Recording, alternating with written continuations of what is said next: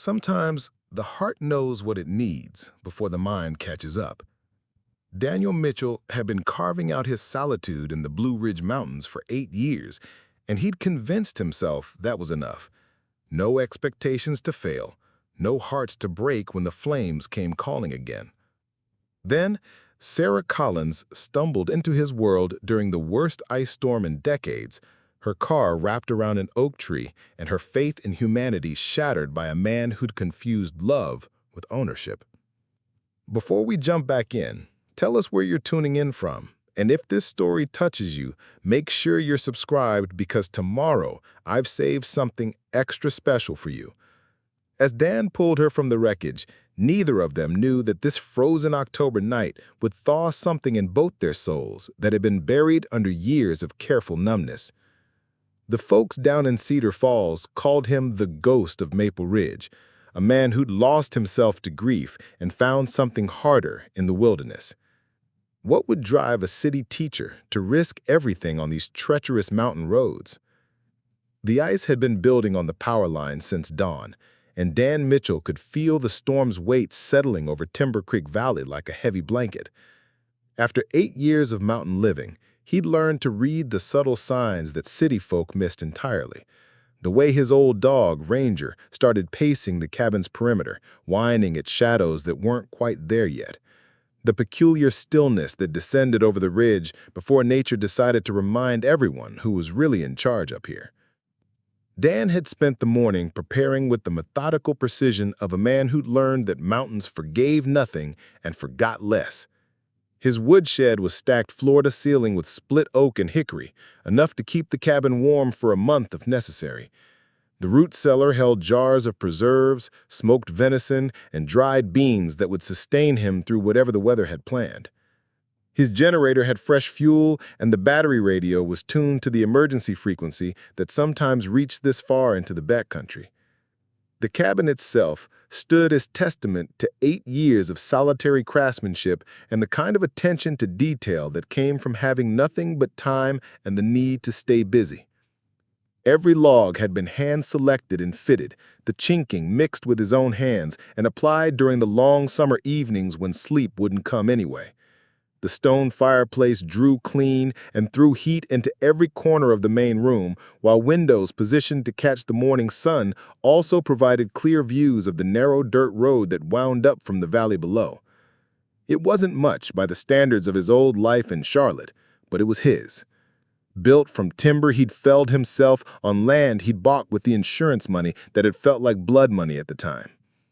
In the evenings, when the day's work was done and the fire had settled to glowing coals, he sometimes pulled out the leather journal where he recorded more than just weather patterns and wildlife sightings. Not sentiment, exactly, but observations about the rhythm of seasons, the way grief changed shape without ever really diminishing, the small victories that came from creating something beautiful with your own hands. Most people who encountered him during his monthly trips to Cedar Falls for supplies figured him for exactly what he appeared to be, a mountain hermit, all beard and flannel and careful silence, someone who'd given up on the complications of civilized life. They saw the calloused hands and the way he used words like other people used money, sparingly and only when necessary. They didn't know that before the fire had taken everything that mattered, he'd been Lieutenant Daniel Mitchell of Charlotte Fire Station 19, a man who'd made his living running toward the flames that everyone else fled from. That life felt like someone else's story now, faded as the photographs he kept wrapped in oilcloth at the bottom of his old department trunk. Up here, he was simply Dan, a man whose worth was measured by his ability to read the weather, work with his hands, and survive another winter without losing himself completely to the memories that still visited him in the dark hours before dawn. He'd found an unexpected peace in the simplicity of mountain commerce. The furniture he crafted in his workshop, tables and chairs and bed frames built to last generations, sold well enough to the wealthy folks from Asheville who wanted authentic mountain craftsmanship for their vacation homes.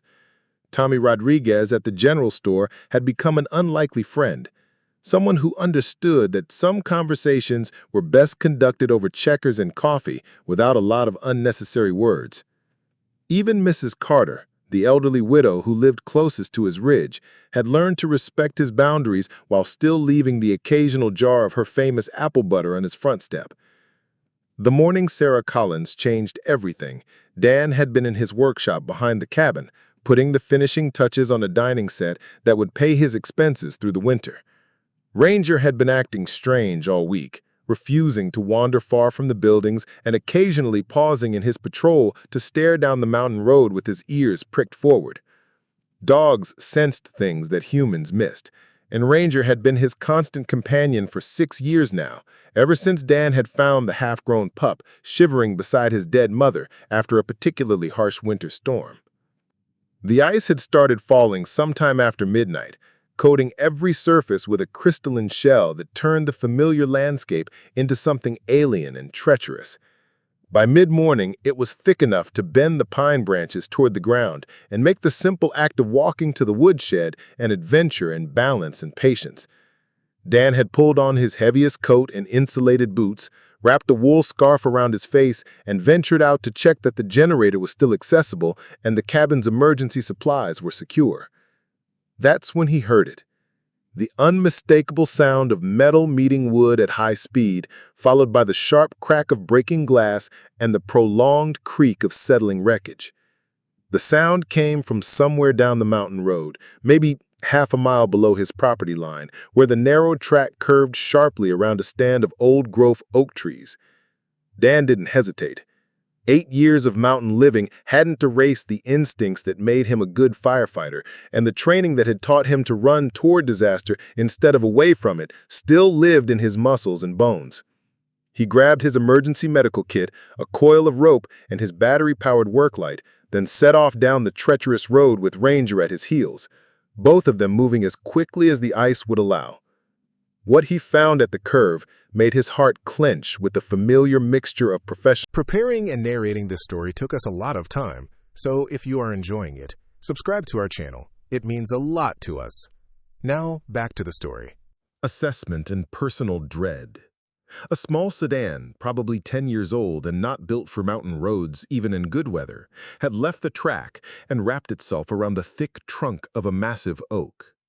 The driver's side was compressed against the tree, but the passenger side appeared intact, and through the spider-webbed windshield he could see movement. The woman inside was conscious but clearly dazed, one hand pressed against her forehead, where blood seeped between her fingers. She was young, maybe early 30s, with dark hair that had escaped from what had probably been a neat ponytail. Her clothes suggested someone who'd dressed for a business meeting, not a mountain adventure. A navy blazer over a white blouse, slacks that belonged in an office building, shoes with a slight heel that would be useless in conditions like these. Dan approached the passenger side carefully, testing the stability of the vehicle before committing his full weight to the rescue. The door was jammed, but not severely, and after a few minutes of careful work with a pry bar from his emergency kit, he managed to get it open without shifting the car's precarious position against the tree. The woman looked up at him with eyes that were green as spring moss and wide with shock and something that might have been relief or might have been fear. It took her a moment to focus on his face, and when she did, her first words weren't what he'd expected. "I'm sorry," she said, her voice clear despite the obvious concussion. "I'm so sorry. I didn't mean to end up on your mountain." Dan felt something twist in his chest at the apology, at the assumption that she was somehow imposing by having nearly been killed on a public road. "Ma'am, you're hurt," he said gently, his voice rusty from disuse, but carrying the calm authority that had served him well in emergency situations. "Let me help you out of there, and we'll worry about apologies later." She tried to move and immediately winced, one hand going to her left shoulder. "I think something's wrong with my arm," she admitted, "and my head feels like someone's hitting it with a hammer." Dan could see the signs of shock setting in, the too bright color in her cheeks and the slight tremor in her voice. The cut on her forehead wasn't deep, but head wounds bled dramatically, and she'd probably been unconscious for at least a few minutes after the impact. Her left shoulder was positioned at an angle that suggested either a dislocation or a break, and there was no telling what other injuries might be hidden by adrenaline and shock. "I'm going to get you out of here," he told her, already calculating the safest way to extract her from the wreckage without causing additional damage. "My name's Dan Mitchell, and I live about half a mile up the ridge. I've got medical training, and we'll get you warmed up and checked over properly." She nodded carefully, as if sudden movements hurt. "Sarah Collins, and I think I might have made a very big mistake coming up here." Dan didn't ask what kind of mistake she meant. There would be time for questions once he'd gotten her somewhere warm and safe. Right now, his focus was on the immediate problem of moving an injured woman half a mile uphill on roads that were becoming more treacherous by the hour. The extraction took 20 careful minutes.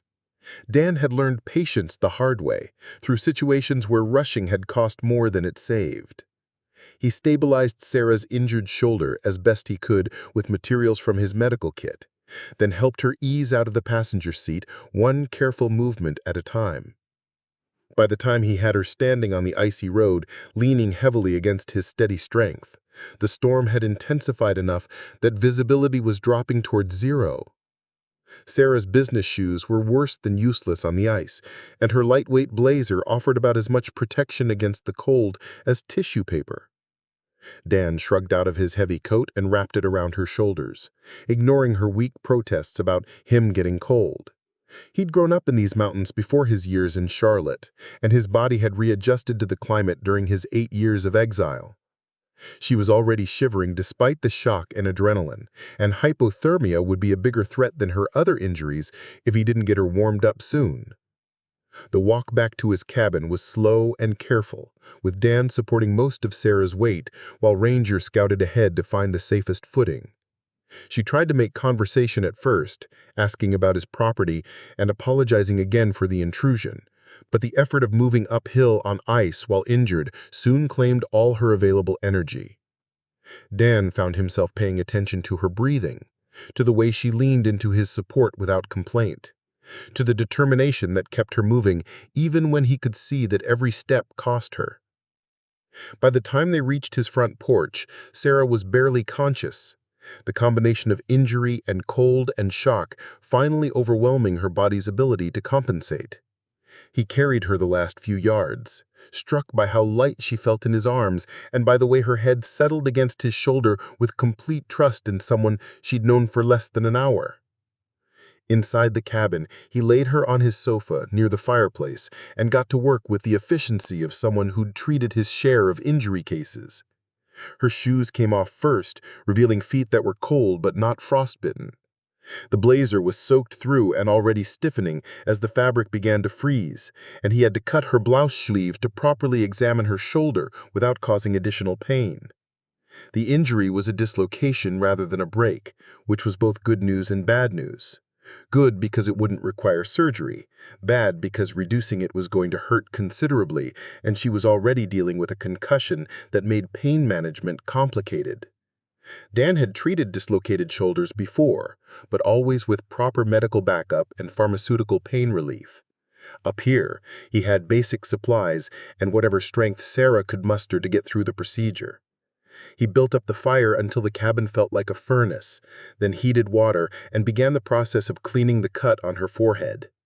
Sarah drifted in and out of consciousness while he worked, sometimes murmuring words he couldn't quite catch. Once, she called out a name that sounded like Robert in a voice edged with fear, and another time she whispered, "Please don't," in a tone that made his jaw clench with protective anger he had no right to feel for a stranger. When she was lucid enough to understand, Dan explained what he'd need to do about her shoulder. Sarah listened with the focused attention of someone accustomed to processing information under pressure, asking practical questions about the procedure and the recovery time. Her response told him she was tougher than her business attire suggested, someone who was used to dealing with difficult situations without falling apart. The shoulder reduction went as well as could be expected, which meant it hurt terribly but accomplished what it needed to accomplish. Sarah bit down on the leather strap and gripped Dan's free hand with surprising strength, making sounds that tore at his heart but never asking him to stop. When it was over, she slumped back against the pillows he'd arranged for her, pale as mountain snow, but with her shoulder back in its proper position. "Thank you," she said when she could speak again. "I know that wasn't easy for either of us." Dan found himself studying her face, noting the lines of pain around her eyes, but also the underlying strength that had gotten her through the procedure without complaint. "You did the hard part," he said gruffly. "I just provided the leverage." Sarah managed a weak smile. "Is that what they taught you in medical school?" "Firefighter training, actually. Or former firefighter training." The admission slipped out before he could stop it, and he found himself explaining more than he'd intended. "Charlotte Fire Department, Station 19. I've treated a few dislocated shoulders in my time." She nodded, as if this made perfect sense, though Dan couldn't imagine what a city teacher would know about firefighter training. "That explains why you knew exactly what to do," she said, "and why you didn't panic when you found me wrapped around that tree." Dan moved to the kitchen area to prepare food that would be easy for her to manage with one arm in a sling. "What doesn't make sense is what you were doing on that road in the first place," he said, keeping his voice casual. "It's not exactly a scenic route, and the Weather Service has been warning about ice storms for 2 days. Sarah was quiet for so long that he thought she might have drifted off again. When he looked over, she was staring into the fire with an expression that mixed exhaustion with something that looked like despair. "I was running away," she said finally. "From Charlotte, from a life that had become impossible to live. I thought if I could just get far enough into the mountains, I could disappear until I figured out what to do next." She laughed, but there was no humor in it. "I suppose crashing into a tree counts as disappearing, just not the way I planned." Dan set down the soup he'd been warming and turned to face her fully. Something in her tone, in the careful way she wasn't quite meeting his eyes, triggered every protective instinct he'd spent 8 years trying to bury. "Someone hurt you," he said. It wasn't a question. Sarah's hand went reflexively to her throat, a gesture so brief that he might have missed it if he hadn't been watching carefully. "Someone tried to," she corrected, "but I got away before he could finish what he started." The pieces began to fall into place. The expensive clothes that didn't match the desperate flight into the mountains, the way she'd apologized for imposing even while bleeding from a head wound, the fear in her voice when she'd called out in her sleep. Dan felt a familiar burn of anger in his chest, the kind that had made him a good firefighter because it motivated him to run toward danger, but also the kind that had gotten him into trouble during his early years on the force when he'd encountered domestic violence situations. "You're safe here," he said, putting all the conviction he could muster into the words. "Whatever you're running from, however far his reach extends, it doesn't extend to this ridge. Not while I'm here."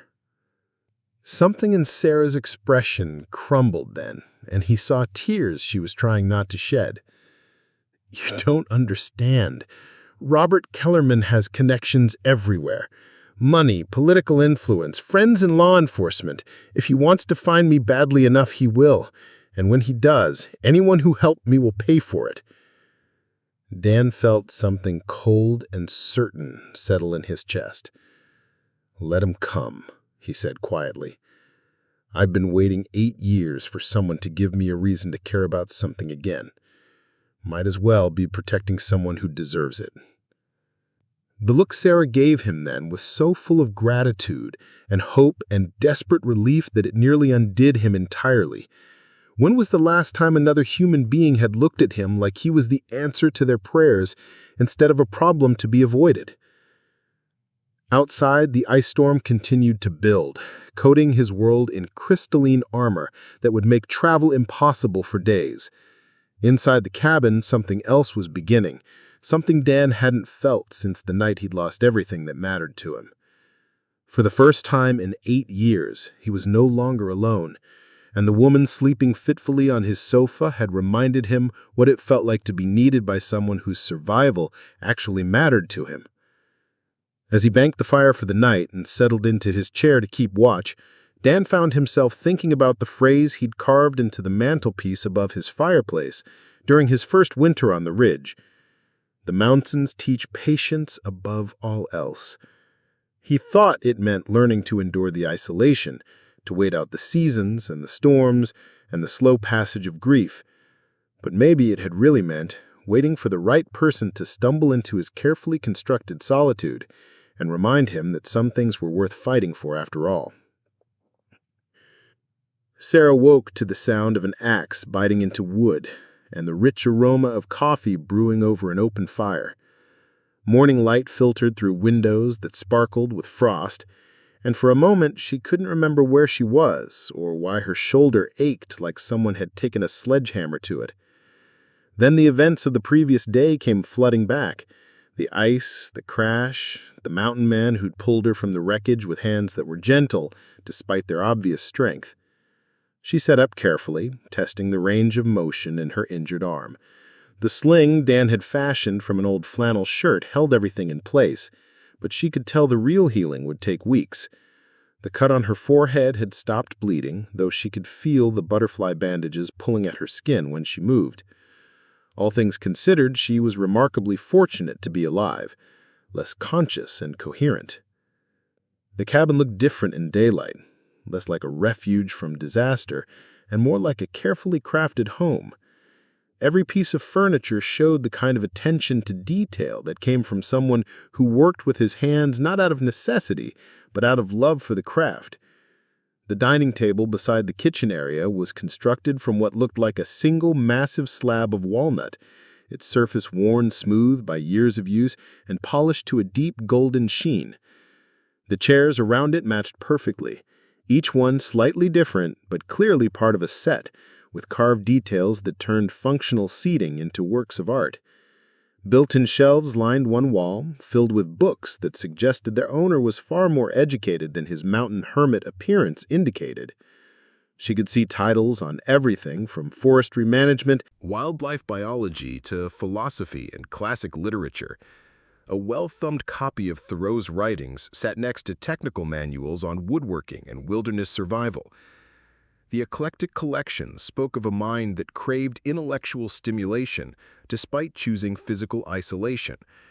Through the front window, she could see Dan splitting wood behind the cabin, his movements economical and precise. He'd removed his heavy coat in spite of the cold, and she found herself watching the play of muscles beneath his flannel shirt as he worked. There was something meditative about the rhythm he'd established, the steady crack of the axe followed by the thud of split wood hitting the pile. His beard was streaked with gray that hadn't been visible by firelight, and she realized he was probably older than she'd initially thought, maybe mid-40s rather than the late 30s she'd assumed. Ranger lay nearby, occasionally lifting his head to scan the tree line, but mostly content to supervise his human's work. The dog was a mix of breeds that had probably started with German Shepherd and added a few other influences along the way, resulting in an animal that looked capable of handling whatever the mountains might throw at him. His coat was thick enough for the climate, and his eyes held the kind of intelligence that came from working closely with humans who depended on him for more than just companionship. Sarah managed to stand without too much difficulty, though the room spun slightly as her body readjusted to being vertical. The concussion was definitely going to be a factor for the next few days, which meant she'd be dependent on Dan's hospitality longer than she'd hoped. The thought should have made her anxious, given how thoroughly she'd learned to distrust male protection over the past year. But something about Dan's steady presence felt different from the suffocating control Robert had tried to wrap around her life. She made her way to the kitchen area, moving slowly to avoid triggering another wave of dizziness. The coffee pot was an old-fashioned percolator that sat on a grate over the fireplace coals, and the smell coming from it was better than anything she'd experienced in the upscale cafes that dotted Charlotte's business district. Dan had left a ceramic mug beside the pot, along with a small pitcher of cream that suggested he'd been expecting her to wake up soon. The first sip of coffee was a revelation, rich and complex, with none of the bitter bite she'd grown accustomed to from the industrial-strength brew in the teacher's lounge at Lincoln Elementary. This tasted like it had been roasted by someone who understood that coffee was meant to be savored, not just consumed for caffeine. She wondered if Dan roasted his own beans, or if he'd found a supplier who shared his appreciation for quality over convenience. A plate of what looked like homemade biscuits sat covered with a clean dish towel on the counter, still warm from whatever baking method Dan employed in his rustic kitchen.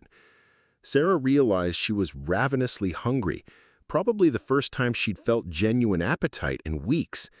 The constant stress of planning her escape from Robert had killed her interest in food, reducing eating to a mechanical necessity that she often forgot until her stomach cramped with emptiness. She was attempting to butter a biscuit one-handed when Dan appeared in the doorway, carrying an armload of split wood and wearing an expression of mild concern. "You should have stayed in bed," he said, though his tone suggested disapproval of her stubbornness rather than genuine anger. "Concussions need rest, and you've probably got at least a mild one." "I needed coffee more than I needed rest," Sarah replied, lifting her mug in a small toast. "And this is the best coffee I've ever tasted, so I think I made the right choice." Dan's expression softened slightly as he stacked the wood beside the fireplace with the same methodical care he seemed to bring to everything else.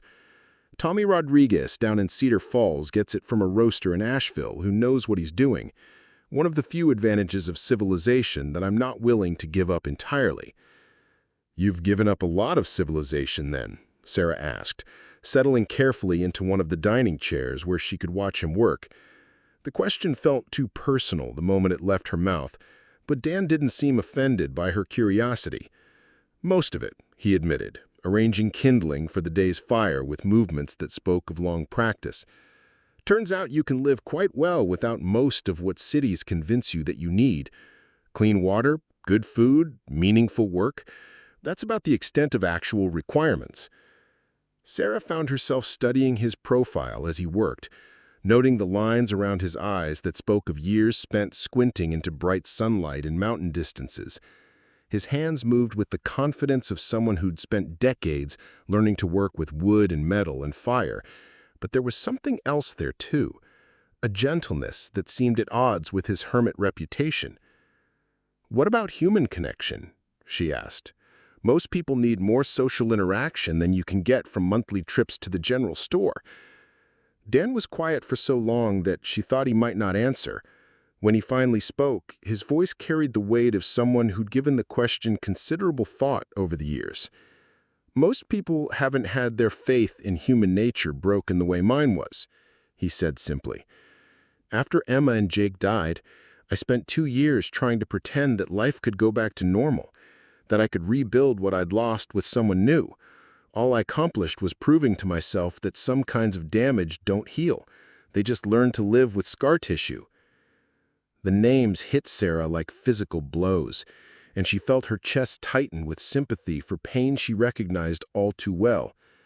"Your wife and son," she said softly. "It wasn't a question." "House fire," Dan confirmed, still not looking at her. "Electrical problems started in the basement while they were sleeping. By the time the neighbors called it in, it was too late for anything but recovery operations." Sarah set down her coffee cup, her appetite suddenly gone. She could hear the weight of survivor's guilt in his voice, the kind of self-blame that no amount of rational explanation could touch. "You couldn't have known. You couldn't have prevented it." That's what everyone said.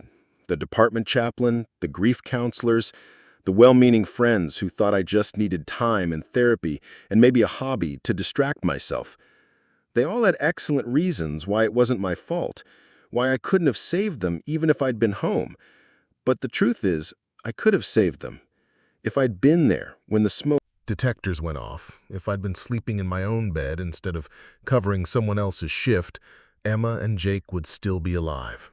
That's not guilt talking, it's just mathematics. Sarah felt tears stinging her eyes, recognizing the brutal logic that trauma victims used to torture themselves long after the actual events had ended. "So you came up here to make sure you'd never be in a position to fail someone like that again," she said.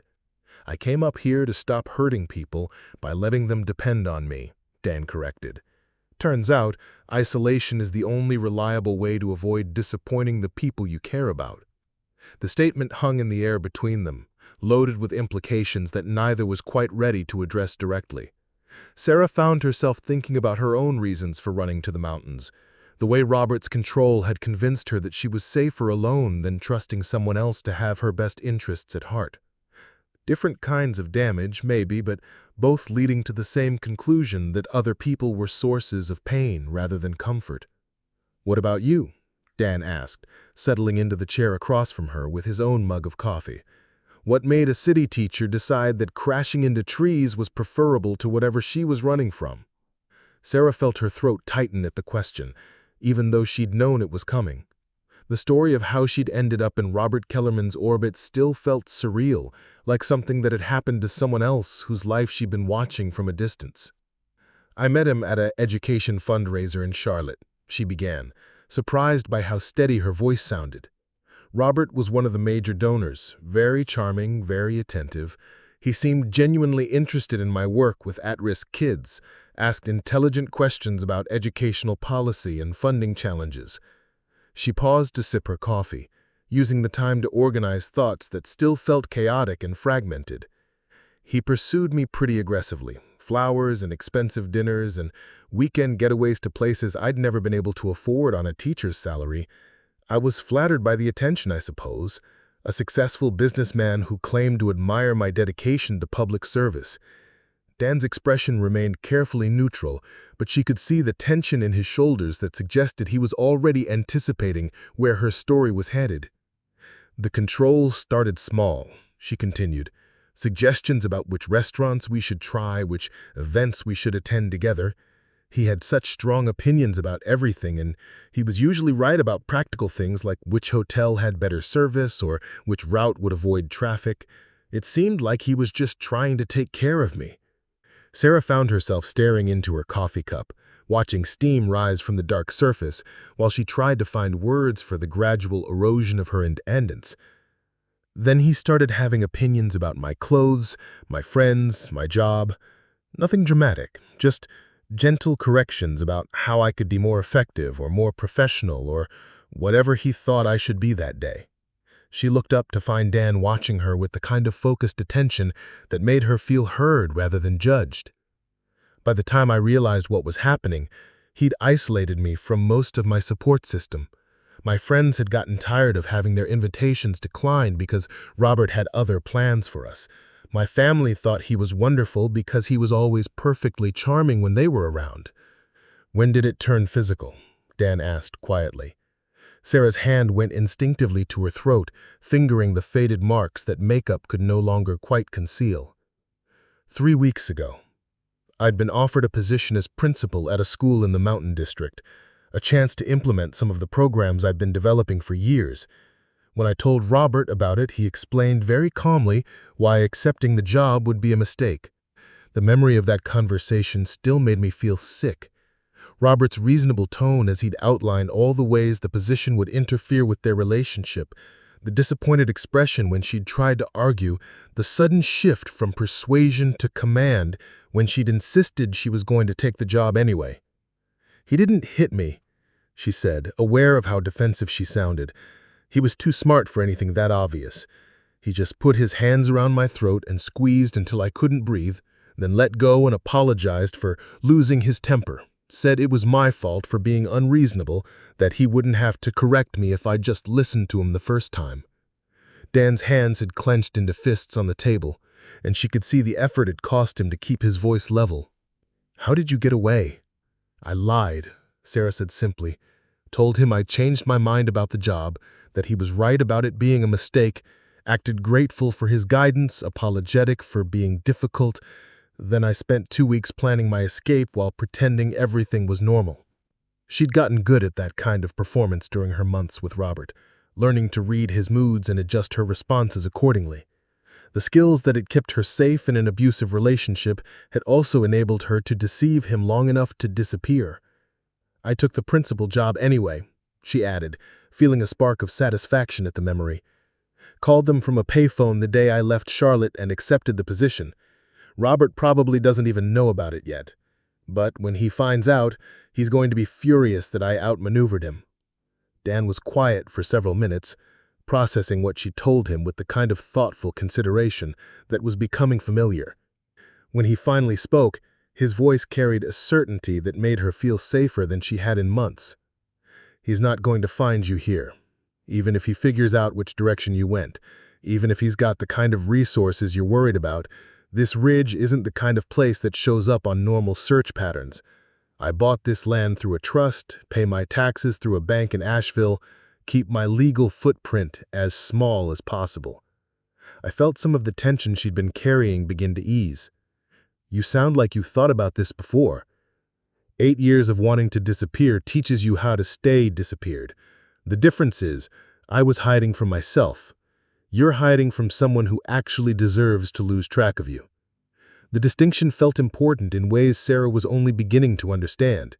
For the first time since leaving Charlotte, she allowed herself to consider the possibility that she might actually be safe, that Robert's reach might have limits after all. "How long do you think the roads will be impassable?" she asked, suddenly aware that their isolation could be protection or trap, depending on circumstances beyond their control. Dan moved to the window, studying the ice-covered landscape with the experience eye of someone who'd weathered many mountain storms. "Hard to say exactly, but we're looking at several days minimum. The ice is still building, and it'll take time for temperatures to rise enough for significant melting. Even then, that road you were on washes out easily when the runoff gets heavy." The prospect of spending days in enforced proximity with a man she barely knew should have triggered every anxiety response Robert had programmed into her psyche. Instead, Sarah found herself feeling something that might have been relief. Dan's steady presence felt like the opposite of Robert's suffocating attention: protective without being possessive, competent without being controlling. "I don't want to impose on your hospitality longer than necessary," she said, testing his reaction to the suggestion that she might leave as soon as travel became possible. Dan's response was immediate and firm. "You're not imposing, and you're not leaving until you're healed enough to travel safely. Head injuries aren't something to take lightly, and that shoulder needs time to stabilize before you start putting stress on it." The authoritativeness in his voice might have alarmed her, coming from someone else, but Sarah could hear the difference between medical concern and the desire to control. Dan wanted her to stay until she was safe to leave, not because he wanted to keep her, but because he couldn't bear to send her away injured. "Besides," he added, his tone lightening slightly, "it's been 8 years since I've had anyone to cook for besides myself. I've forgotten how satisfying it can be to prepare a meal that someone else will actually appreciate." Sarah found herself smiling, the first genuine expression of pleasure she'd managed in weeks. "In that case, I should probably warn you that I'm a terrible patient. I don't do well with enforced inactivity." "Good thing there's plenty of work around here that can be done one-handed. I've been meaning to organize my book collection, and I could use help planning the spring garden. Plus, Ranger's been sulking because I never have time to teach him new tricks anymore." The dog in question lifted his head at the sound of his name, tail wagging hopefully. Sarah laughed, a sound that felt rusty from disuse, but warming to produce. "I think I can manage dog training and garden planning," she said, "though I should probably mention that my experience with gardens is mostly theoretical. City apartment living doesn't provide much opportunity for agricultural experimentation. Mountain gardening is different anyway. Shorter growing season, different soil conditions, having to account for wildlife that considers your vegetables to be a convenient buffet. I'll teach you everything you need to know." The casual assumption that she'd be around long enough to learn gardening techniques should have triggered her flight response, but instead, Sarah found something that might have been hope beginning to take root in her chest. For the first time in months, someone was making plans that included her without trying to control the outcome, offering to share knowledge without expecting her to abandon her own judgment in return. Outside, the ice continued to fall, coating Dan's mountain world in crystalline armor that would keep the rest of civilization at bay for days to come. Inside the cabin, something warmer was beginning to grow between two people who'd both learned to distrust the very human connections they'd discovered they needed after all. Sarah finished her coffee and reached for another biscuit. realizing that for the first time since leaving Charlotte, she was actually looking forward to tomorrow. The third day brought a subtle shift in the weather and an even more noticeable shift in the dynamic between Sarah and Dan. The ice had stopped falling during the night, replaced by a light snow that softened the harsh edges of the crystalline landscape. Sarah woke to find Dan already up and working in his shop, the rhythmic sound of hand tools cutting through the quiet like a meditation in wood and metal. She had insisted on taking over the breakfast preparations, working one-handed to produce something more elaborate than the simple fare Dan had been preparing for himself. The limitations imposed by her injured shoulder forced her to be creative, but she discovered that Dan's kitchen was surprisingly well-equipped for someone who lived alone in the mountains. His spice collection rivaled anything she'd seen in gourmet cooking magazines, and his cast-iron cookware had the seasoned perfection that came from years of careful use. The pancakes she managed to produce weren't perfect, but they were fluffy and golden, and flavored with real vanilla and a touch of cinnamon that transformed the simple breakfast into something worth savoring. Dan appeared in the doorway just as she was flipping the last batch, drawn by aromas that had filled the cabin with warmth and the promise of comfort food done right. "You didn't need to do all this," he said, though his expression suggested he was pleased rather than concerned about her exertion. "I told you yesterday that you're supposed to be resting." "I told you yesterday that I'm terrible at resting," Sarah replied, sliding the final pancakes onto the serving sheet had warmed beside the fire. "Besides, it felt good to do something useful instead of just sitting around feeling sorry for myself." Dan poured fresh coffee for both of them, a ritual that was already becoming familiar and comforting. "How's the shoulder feeling this morning?" Sarah tested the range of motion carefully, noting improvements that were small but definitely present. "Better, I think. Still sore, but not the sharp pain I was having yesterday. The headache's almost gone, too." "Good science," Dan said, settling into what was rapidly becoming his usual chair across from her.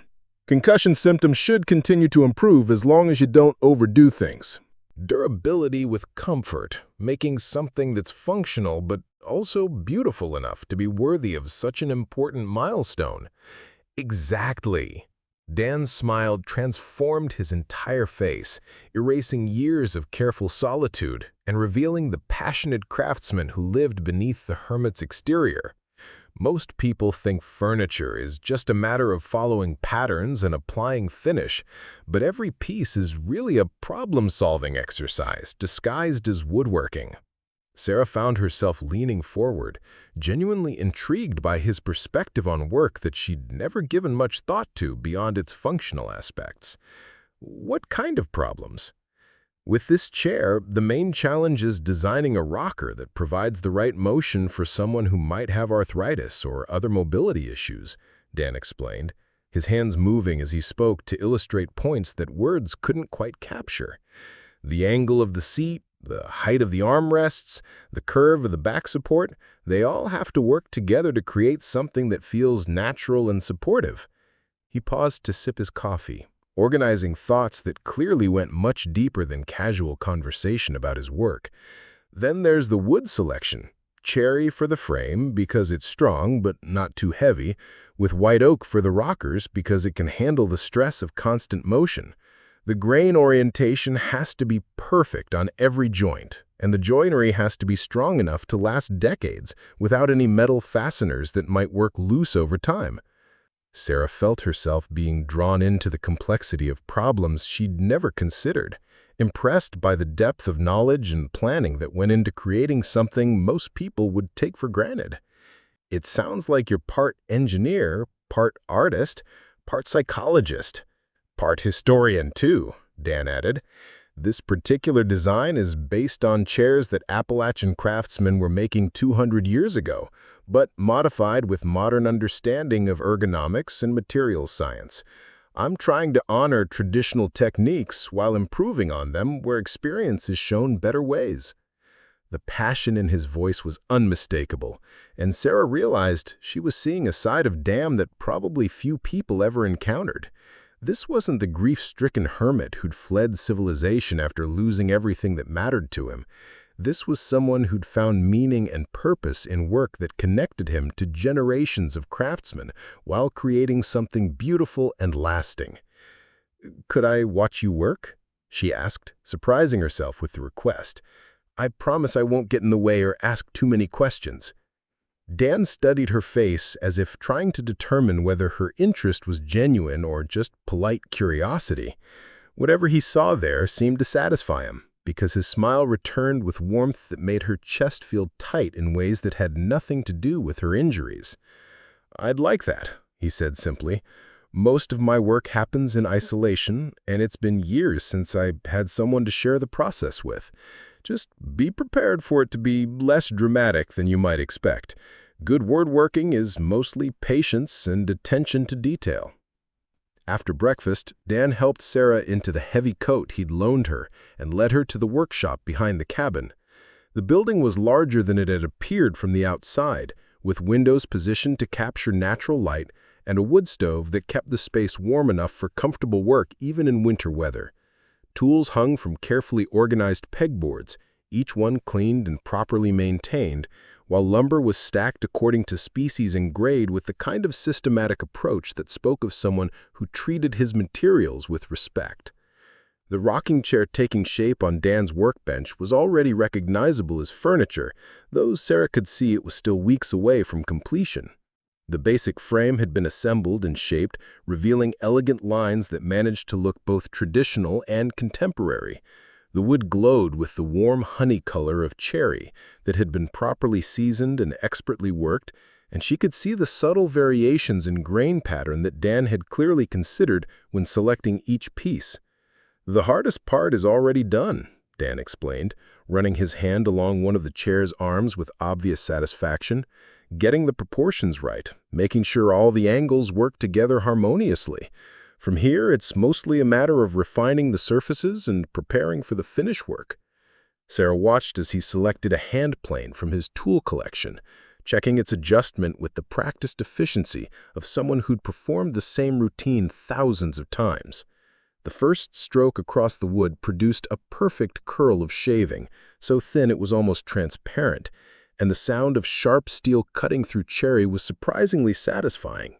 "The goal is to get every surface smooth enough that it doesn't need sandpaper," Dan said, continuing to work while he talked. "Machine sanders remove material too aggressively and can actually damage the wood fibers. Hand tools let you work with the grain instead of fighting it." Sarah found herself mesmerized by the rhythm of his work, the way each stroke of the plane removed exactly the right amount of material to reveal the wood's natural beauty without overwhelming it. Dan's movements were economical and precise, with none of the wasted motion that came from uncertainty or inexperience. This was someone who'd found his calling and spent decades perfecting his approach to it. "How did you learn to do this?" she asked, during a pause while Dan checked his progress with a straight edge that looked older than both of them combined. "Started as a hobby while I was still fighting fires," Dan replied, adjusting the plane's setting by increments so small Sarah couldn't see the difference. "Emma thought I needed something to do with my hands during my off hours, something that wasn't dangerous or adrenaline-fueled." The mention of his late wife brought a shadow across his expression, but not the raw pain Sarah had seen when he'd first talked about losing his family. Time and the therapeutic nature of his work seemed to have given him some measure of peace with those memories. She was right, as usual. There's something about working with wood that settles the mind in ways that other activities don't. Maybe it's the connection to something that grew for decades or centuries before you touched it. Or maybe it's just the satisfaction of creating something beautiful and functional with your own hands. Sarah could understand the appeal, watching Dan coax perfection from material that had once been a living tree. There was something almost sacred about the process, the way he worked with the wood's natural characteristics instead of trying to impose arbitrary human demands on it. "When I moved up here, woodworking became more than just a hobby," Dan said, moving to work on a different section of the chair.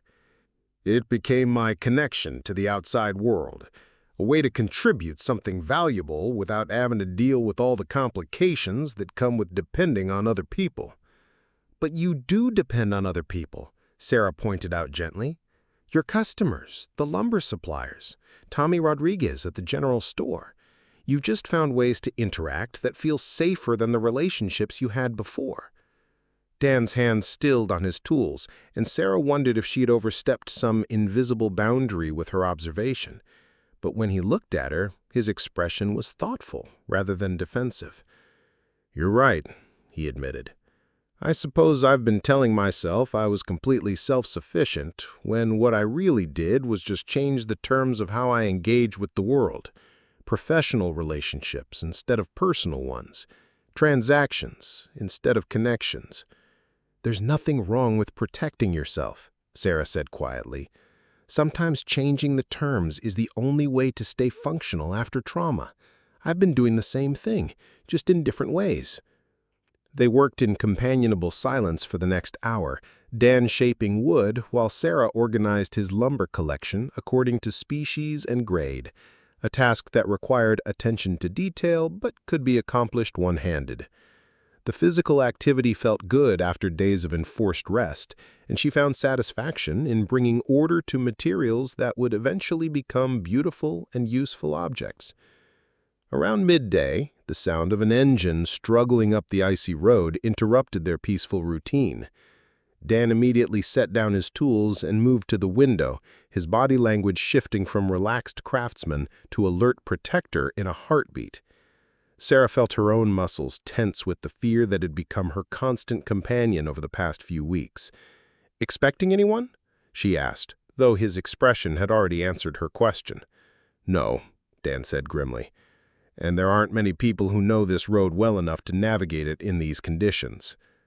Through the workshop window, Sarah could see a large SUV with tinted windows picking its way carefully up the treacherous track that led to Dan's property. The vehicle looked expensive and out of place in the mountain setting, exactly the kind of thing Robert would send to retrieve his escaped property. "Stay here," Dan instructed, already moving toward the door. "If this goes badly, there's a trail behind the workshop that leads up to the ridge. Follow it for about half a mile and you'll find a hunter's cabin that's usually stocked with emergency supplies." Sarah's throat tightened with fear and guilt in equal measure. "Dan, if this is Robert's people, you can't confront them alone. He has connections with law enforcement, private security, people who won't hesitate to hurt you if they think you're interfering with their job." Dan paused at the workshop door, turning back to look at her with an expression that was calm and determined and utterly without fear. "Sarah, I spent 15 years running into burning buildings to save people I'd never met. I'm not about to be intimidated by some city thugs who think money makes them dangerous." Before she could argue further, he was gone, leaving her alone in the workshop with Ranger, who had positioned himself between her and the door with the alert readiness of a dog who understood that his human might need backup. Sarah moved to the window, staying far enough back to avoid being seen while keeping the approaching vehicle in view. The SUV stopped in front of Dan's cabin, and 3 men emerged with the kind of careful coordination that suggested military or law enforcement training. They were dressed in expensive outdoor gear that looked like it had never seen actual outdoor use, and Sarah could see the telltale bulges that indicated concealed weapons. These weren't local law enforcement officers or private investigators. These were the kind of men Robert employed when he wanted problems to disappear quietly and permanently. Dan appeared on his front porch, moving with unhurried confidence that somehow made him seem larger and more formidable than his actual size would suggest. He'd put on his heavy coat and positioned himself where he could retreat quickly into the cabin if necessary, but his body language suggested someone who was prepared to stand his ground rather than run. The conversation that followed was too distant for Sarah to hear clearly, but she could read the tension in everyone's posture and the increasingly aggressive gestures from the visitors. Dan remained calm and still throughout the exchange, occasionally shaking his head or shrugging in response to questions that were clearly becoming more demanding. After several minutes, the largest of the 3 men took a step toward Dan's porch, his hand moving toward his jacket in a gesture that made Sarah's blood turn to ice. Without thinking, she grabbed the closest thing that resembled a weapon, a heavy wooden mallet from Dan's tool collection, and headed for the workshop door. She made it 3 steps before Ranger intercepted her, the dog placing himself firmly in her path and looking up at her with intelligent eyes that seemed to understand both her fear and her determination to help. Through the window, Sarah saw Dan raise his hands in a gesture that looked like surrender, but something about his stance suggested he was positioning himself for action rather than submission. The three men seemed to interpret his movement as compliance because they began moving closer to the porch with the confident swagger of predators who believed they'd cornered their prey. What happened next unfolded so quickly that Sarah almost missed it despite watching intently. Dan's apparent surrender turned into explosive motion as he dove sideways off the porch, using the cabin's front steps as cover while simultaneously producing a rifle that seemed to materialize from nowhere. The three visitors scrambled for their own weapons, but they were caught off guard by the sudden shift from negotiation to combat. The first shots echoed off the mountain walls like thunder, and Sarah found herself dropping to the workshop floor with Ranger pressed against her side, both of them seeking whatever protection the building's walls could provide. The gunfight that followed was brief but intense, punctuated by shouted commands and the sharp crack of rifle fire that seemed impossibly loud in the mountain quiet. Then, as suddenly as it had begun, the shooting stopped.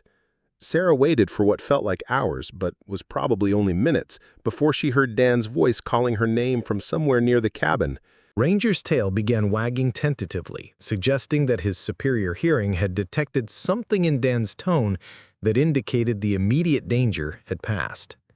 Sarah made her way carefully to the workshop door, still clutching the wooden mallet, and trying to prepare herself for whatever scene awaited outside. What she found was Dan standing beside the SUV, apparently uninjured but breathing hard from adrenaline and exertion. Two of the three visitors were sitting on the ground with their hands behind their heads, while the third was lying motionless beside the vehicle's open driver's door. "It's over," Dan called when he spotted her in the workshop doorway. "These two are going to drive back down the mountain and explain to their employer that you were never here. Aren't you, gentlemen?" The two surviving men nodded emphatically, their earlier arrogance replaced by the chastened demeanor of people who'd discovered that mountain hermits could be more dangerous than they'd anticipated. One of them was bleeding from what looked like a graze along his arm, while the other sported a rapidly swelling black eye that suggested he'd encountered something harder than his own fist. "What about him?" Sarah asked, gesturing toward the motionless figure beside the SUV. "He'll be staying," Dan said grimly. "Permanently.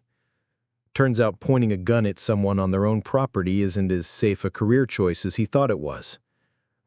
Sarah felt a complex mixture of relief and horror at the realization that Dan had killed someone to protect her. The man lying beside the SUV had undoubtedly been prepared to do the same to both of them, but the finality of death still felt overwhelming in ways that her rational mind couldn't quite process. "We need to call the sheriff," she said, though even as the words left her mouth, she realized how complicated that conversation would become.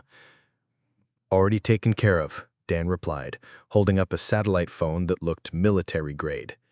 "Sheriff Morrison's been dealing with outsiders who think mountain folk are easy targets for about as long as I've been up here. He'll handle the paperwork and make sure these two understand the consequences of coming back." The sound of another vehicle approaching from down the mountain announced the arrival of local law enforcement, though Sarah noticed that Dan seemed to relax rather than tense at the sound.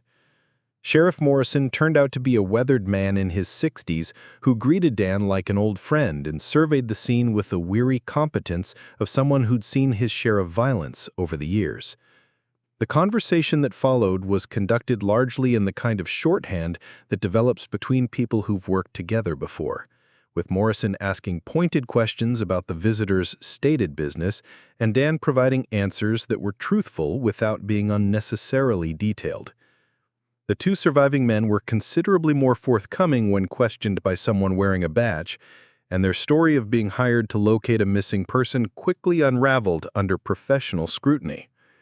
Within an hour, the surviving visitors were on their way back down the mountain in custody, while arrangements were made for removing their deceased companion.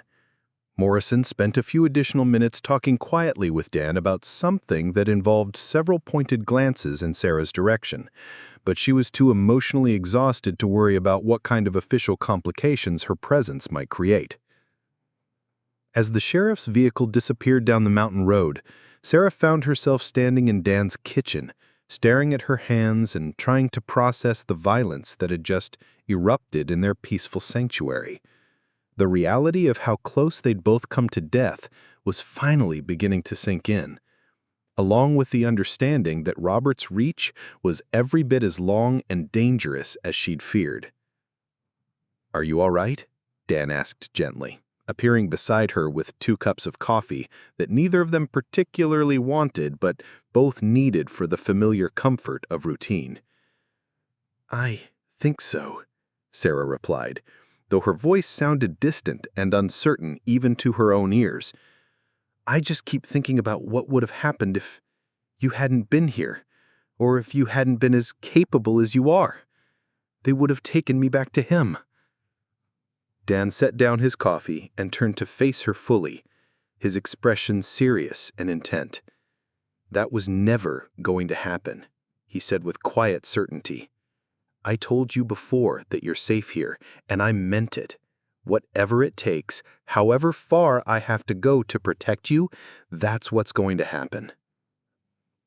The promise in his voice was absolute, and Sarah felt something shift in her chest as she realized that for the first time in years, someone was offering protection that came from strength rather than the desire to control. Dan wasn't trying to keep her safe so he could own her. He was willing to risk everything to defend her because he believed she deserved to be free. "Thank you," she said simply, knowing the words were inadequate but hoping he could hear everything she couldn't yet say in the careful way she spoke them.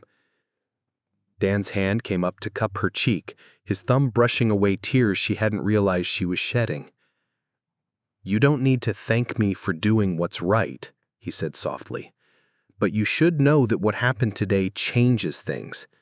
Robert Kellerman knows where you are now, and he's going to send more people, probably better people." The implication hung between them like a challenge that would define everything that came next. Sarah could leave, try to disappear somewhere else and hope that distance would eventually discourage Robert's pursuit, or she could stay and fight alongside a man who'd already proven he was willing to die for her freedom. "What do you think I should do?" she asked, though she was already beginning to understand that the choice had been made the moment Dan had stepped onto his porch to face 3 armed men rather than just hand her over. "I think," Dan said carefully, "that depends on whether you trust me enough to let me help you end this permanently." The word permanently carried implications that made Sarah's pulse quicken with something that might have been fear or might have been hope. She looked into Dan's dark eyes and saw determination that matched her own growing certainty that running would never be enough, that some fights were worth having regardless of the cost. "What did you have in mind?" she asked, and knew from his smile that whatever came next, they would face it together. Dan's plan was both elegant and terrifying in its simplicity. Instead of waiting for Robert to send more men, they would force a confrontation on terms that favored the defender rather than the aggressor. The mountain terrain that had isolated Dan for 8 years would become their greatest tactical advantage, turning Robert's wealth and connections into liabilities rather than strength. "He'll come himself this time," Dan explained as they sat beside his fireplace that evening, studying topographical maps of the surrounding area. Men like Kellerman don't handle failure well, especially when it's public enough that other people start questioning their competence. 3 of his people came up here and only 2 went back. That's the kind of loss that demands personal attention. Sarah traced the contour lines on the map with her finger, beginning to understand how the landscape could be used strategically. "You're talking about an ambush," she said quietly. "You want to kill him." "I'm talking about ending this," Dan corrected, though his tone suggested the distinction might be more philosophical than practical. Robert Kellerman has spent his entire adult life using money and influence to avoid the consequences of his actions. It's time he learned that some problems can't be solved by hiring other people to handle them. The moral complexity of what they were discussing should have troubled Sarah more than it did, but months of living under Robert's control had taught her that some people would never stop taking what they wanted unless they were permanently prevented from doing so. The legal system that should have protected her had been compromised by Robert's connections, leaving violence as the only remaining option for securing her freedom. Sheriff Morrison seemed to understand the situation, she observed, remembering the pointed conversation she'd witnessed between the two men. Will he be a problem if this goes the way you're planning? Dan's smile held no warmth at all. Morrison's been dealing with wealthy outsiders who think mountain people are disposable for his entire career. He's also the one who'll be investigating whatever unfortunate accident befalls Robert Kellerman when he ventures into terrain that's too dangerous for someone without proper experience. The week that followed was a masterclass in preparation and tactical planning. Dan taught Sarah to use weapons she'd never imagined touching, from the compound bow that could kill silently at considerable distance to the tactical shotgun that would stop any threat at close range. Her injured shoulder limited her options, but Dan adapted the training to work around her physical limitations while building her confidence with the tools that might keep her alive. More importantly, he taught her to think like someone who belonged in the mountains rather than someone who was hiding there. Sarah learned to read animal tracks and weather signs, to move through the forest without leaving obvious traces, to find shelter and edible plants that could sustain her if civilization suddenly became unavailable. The skills were practical, but they also represented a fundamental shift in how she understood her own capabilities. "You're stronger than you know," Dan told her one afternoon, as they practiced moving silently through the woods behind his cabin. "Robert spent months convincing you that you needed his protection, that you couldn't survive without someone else making decisions for you. But look what you've accomplished in just a few days." Sarah paused to consider the evidence of her own resilience. She'd survived a car crash that should have killed her, learned to function with significant injuries, adapted to living conditions that would have seemed impossible a week earlier. Most importantly, she'd stopped seeing herself as a victim and started thinking like someone who could fight back effectively. "I'm not the same person who left Charlotte," she admitted, surprised by how much that transformation meant to her. "That woman was afraid of everything, convinced that any resistance would just make things worse. This version of me is ready to end this permanently." Dan's expression held pride and something deeper, something that made her chest tight with emotions she wasn't quite ready to name. "This version of you is magnificent," he said quietly.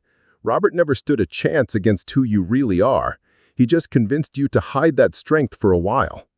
The call came on a Tuesday morning, exactly 10 days after the confrontation that had left one of Robert's men dead on Dan's property. Sarah answered the satellite phone with hands that remained steady, despite the adrenaline that flooded her system the moment she heard the familiar voice. "Hello, darling," Robert said, his tone carrying the same false warmth she remembered from their early courtship. "I think it's time we had a conversation about your recent behavior." Sarah met Dan's eyes across the cabin, seeing the fierce protectiveness there that had become as essential to her survival as breathing. "I think you're right," she replied, keeping her voice level despite the rage that threatened to overwhelm her self-control. "I have quite a few things I'd like to say to you." Robert's laugh held the cruel satisfaction of someone who believed he'd already won. "I'm sure you do. Fortunately, I found some time in my schedule to come collect you personally. It seems the local talent wasn't sufficient for the task." "How thoughtful of you," Sarah said, aware that Dan was recording the conversation for evidence that might prove useful later. "When should I expect you?" "Tomorrow afternoon should be sufficient. I've arranged for helicopter transport to avoid the road conditions that proved so challenging for my previous employees. I trust you'll be waiting for me like a good girl." The condescension in his voice triggered memories of a dozen similar conversations, times when Robert had used that exact tone to make her feel small and powerless and grateful for his attention. But this time, instead of compliance, Sarah felt only cold determination to make him pay for every moment of fear he had inflicted on her. "I'll be here," she promised, and ended the call before he could respond. Dan was already in motion, gathering equipment and checking preparations they'd been refining for days. Dan's knowledge of the terrain was encyclopedic, and he'd chosen their ambush point with the kind of careful attention to detail that had kept him alive through 15 years of running into burning buildings. The clearing where Robert's helicopter would land was surrounded by elevated positions that provided excellent fields of fire while remaining concealed from aerial observation. Escape routes led in multiple directions through terrain that would be familiar to them but treacherous for pursuers who didn't know the mountain. Begun to think of as theirs. Sarah found herself thinking about that possessive pronoun as she settled into her assigned position among the rocks above the landing zone. When had Dan's cabin become theirs in her mind? When had his mountain sanctuary started feeling like the home she'd been searching for without realizing it? The answer came to her as she checked her weapons one final time and prepared to wait for Robert's arrival. It had happened the moment Dan looked into her eyes and promised that she was safe, that he would protect her regardless of the cost to himself. Not because she needed protection, but because she deserved to be free, and he was willing to fight for her freedom as fiercely as she was learning to fight for herself. The helicopter appeared over the ridge at exactly 2 o'clock, a sleek corporate aircraft that looked expensive and out of place against the wild beauty of the mountain landscape. Sarah watched through her scope as it settled into the clearing with the kind of precision that suggested experienced pilots who were accustomed to challenging landing conditions. Robert emerged from the passenger compartment with the confident bearing of someone who'd never doubted his ability to impose his will on any situation. He was exactly as Sarah remembered him, handsome in a cold way that had once seemed sophisticated, but now looked predatory. His expensive outdoor gear was clearly new, chosen for appearance rather than function, and his movements held the soft carelessness of someone who'd never faced genuine physical danger. 2 other men exited the aircraft behind him, both carrying themselves with the alert readiness of professional security personnel. These weren't the thugs Robert had sent before, but rather the kind of expensive operatives who specialized in discreet problem resolution for wealthy clients. Sarah felt her pulse quicken as she recognized the level of threat they represented. Dan's voice came through her earpiece, calm and professional. "Target is confirmed. 2 security personnel, both armed, both experienced. Pilot remaining with aircraft. Execute on my mark." Sarah steadied her breathing and placed her crosshairs on the security man closest to Robert, the one whose positioning suggested he was the team leader. Her injured shoulder ached from holding the rifle steady, but her hands remained rock solid as she waited for Dan's signal. "Sarah Collins," Robert called out, his voice echoing off the mountain walls with arrogant confidence. "I know you're here somewhere, darling. There's no point in hiding. You've caused quite enough trouble, and it's time to come home and face the consequences of your poor decisions." The words were designed to trigger the fear and guilt that had controlled her for so long, to make her feel like a disobedient child who deserved whatever punishment he chose to inflict. Instead, Sarah felt only cold rage at his assumption that she would simply surrender to his demands. "I am home," she called back, not bothering to conceal her position now that the talking phase had begun. "This is where I belong, with someone who sees strength instead of trying to create weakness." Robert's expression shifted from confident to annoyed as he scanned the rocks above the clearing, trying to locate her voice. "Don't be ridiculous. You belong in Charlotte, with me, living the life I've provided for you. This mountain primitive can't give you what you need." "He's given me everything you never could," Sarah replied, aware that Dan was using her conversation to position himself for the optimal shot. "Freedom, respect, the chance to discover who I really am when I'm not afraid all the time." "Afraid?" Robert's laugh was sharp and ugly. "The only thing you should be afraid of is what happens if you continue this childish rebellion. I've been patient because I thought you'd come to your senses eventually, but my patience has limits." One of his security men was speaking urgently into a radio, probably communicating with additional personnel who might be positioned elsewhere in the area. Sarah realized that Robert's confidence might be based on resources they hadn't anticipated, backup plans that could turn their carefully prepared ambush into a trap. "Mark," Dan's voice said in her earpiece, and Sarah squeezed the trigger without hesitation. Her shot took the team leader's center mass, dropping him instantly, while Dan's simultaneous shot eliminated the second security man before he could react to his partner's death. Robert spun around in confusion and growing panic as he realized that his protection had been neutralized in seconds by opponents he couldn't even clearly see. "Robert Kellerman," Dan's voice rang out from his concealed position, carrying the kind of authority that came from someone who'd spent years making life-and-death decisions under pressure. "You're trespassing on private property with the apparent intent to commit kidnapping and assault. I suggest you reconsider your options very carefully." Robert's face flushed red with the kind of rage that Sarah remembered all too well, the expression that preceded his most violent outbursts. "You have no idea who you're dealing with," he shouted toward the rocks. "I have connections that reach farther than your primitive brain can comprehend. Killing me won't solve anything. It will only bring more trouble than you can handle."